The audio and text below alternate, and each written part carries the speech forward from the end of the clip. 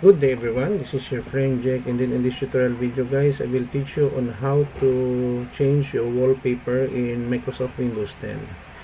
Before we start, I would like to say thank you very much to all my subscribers in my channel. If you are new with my channel and then you like this video, please hit the like button. Don't forget to share and please support my channel guys by clicking the subscribe button. So let's get started.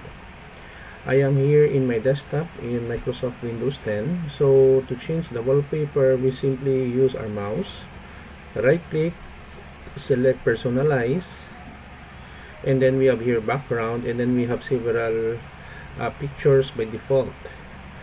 Let's say for example we would like to choose this one, the fourth one. Simply click, and then automatically once you click, it will change the background that we have.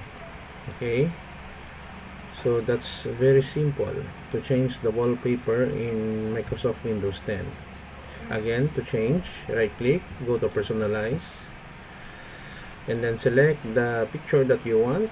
Let's say for this one, the fifth one, so underwater. So by clicking that picture, we automatically change the wallpaper in our desktop. So thank you very much for watching guys. I hope that you have learned something new on how to change your wallpaper in Windows 10 or Microsoft Windows 10. Thank you for watching. Don't forget to like, share, and please support my channel by clicking the subscribe button. See you in the next video tutorial guys. This is your friend Jake saying bye bye for now.